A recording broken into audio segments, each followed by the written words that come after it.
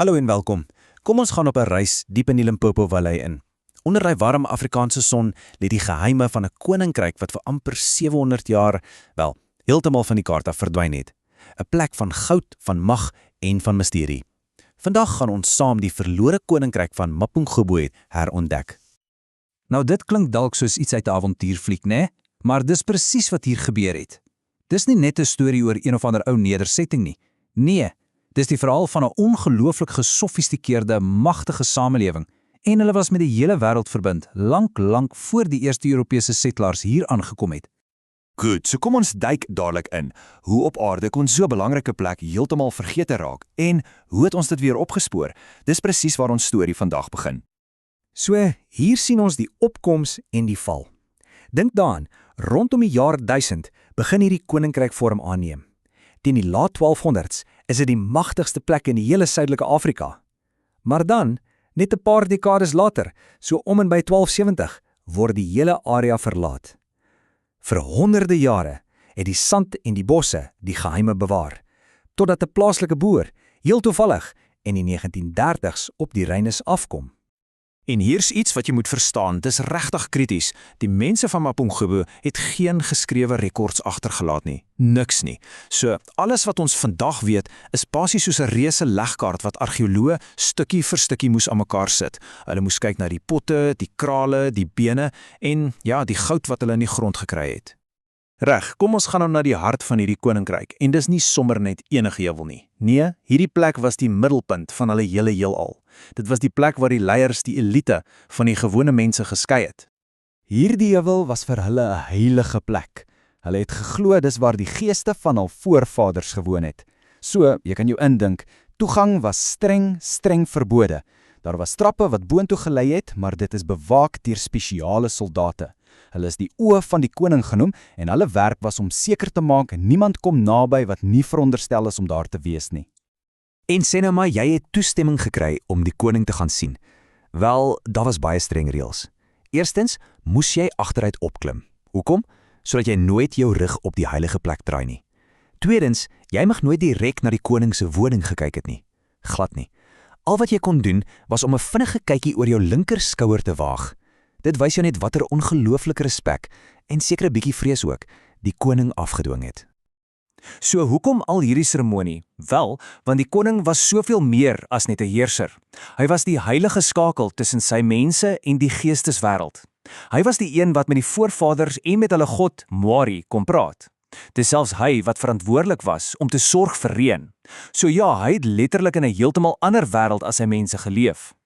En daardie selfde heilige huwel het een van Suid-Afrika se heel grootste skatte weggesteek.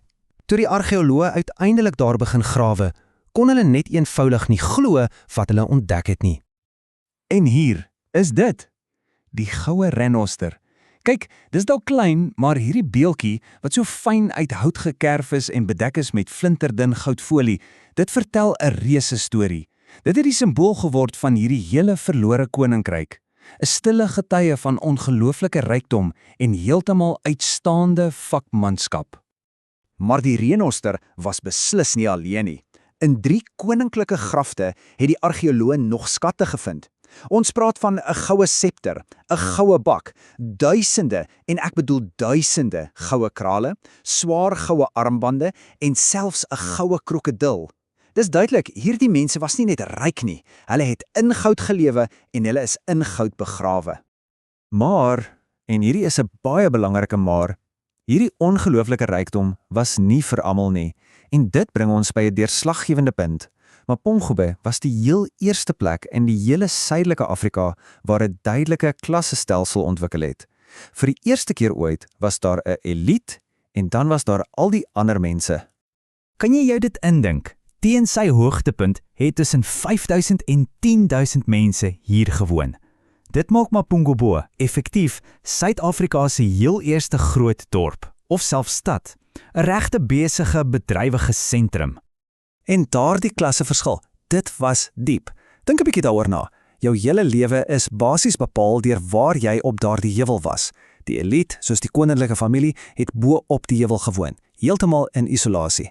Die gewone mense, hulle het onder aan die voet van die heuwel gebly. Selfs wat hulle geëet het was anders. Argeoloë kan dit sien in die oorskotkos wat hulle gevind het.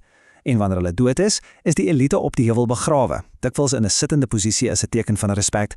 Al die ander mense is maar elders begrawe. Goed, so die groot vraag is, hoekom maak hierdie antieke koninkryk vandag nog vir ons saak? Wat is die punt? Wel, kom ons kyk na die ongelooflike nalatenskap wat dit agtergelaat het. Hier's die ding, Mapungubwe was nie een of ander geïsoleerde klein dorpie iewers in die Bosveld nie. Glad nie. Dit was 'n internasionale kragbron, 'n regte hub, 'n sentrale punt wat die rykdom van die binneland van Afrika met die res van die wêreld verbind het. En hulle handelsnetwerk was absoluut verstommend. Hulle dinge soos goud en ivoor uitgevoer. En wat het hulle in ruil daarvoor gekry? Wel, glaskrale het van so ver soos India afgekom, porselein uit China en juwele uit plekke soos Persië en Egipte. Kan jy dit glo? Dit was 'n globale mark en Mapungubwe was reg in die middel daarvan. En uiteindelik het die res van die wêreld ook besef hoe uniek en belangrik hierdie plek is. In 2003 is die Mapungubwe kulturele landskap amptelik verklaar tot 'n UNESCO wêrelderfenisgebied. Weet jy wat dit beteken? Dit plaas dit op presies dieselfde vlak as die piramides van Egipte en die Groot Muur van China.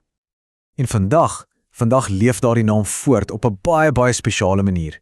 Die orde van Mapungubwe is die hoogste eerbewys wat 'n Suid-Afrikaanse burger kan ontvang. Dis vir absolute uitnemendheid. So die naam van hierdie antieke koninkryk het nou 'n simbool geword vir die allerhoogste vlak van prestasie. En hier is die finale kragtige skakel. Die heel eerste persoon wat hierdie orde in sy hoogste vorm, die Platinum Orde, ontvang het, was niemand anders nie as Nelson Mandela. Dink daaraan, die nalatenskap van Suid-Afrika se heel eerste koninkryk wat toegeken word aan die vader van ons moderne demokrasie. Dis nogal iets. So, dit laat 'n mens nogal wonder, né? Mapungubwe was vir 700 jaar heeltemal verlore. Watter ander vergete stories, watter ander hoofstukke van ons geskiedenis lê nog en wag, stil en vergete, dalk reg hier onder ons voete, net gereed om eendag ontdek te word?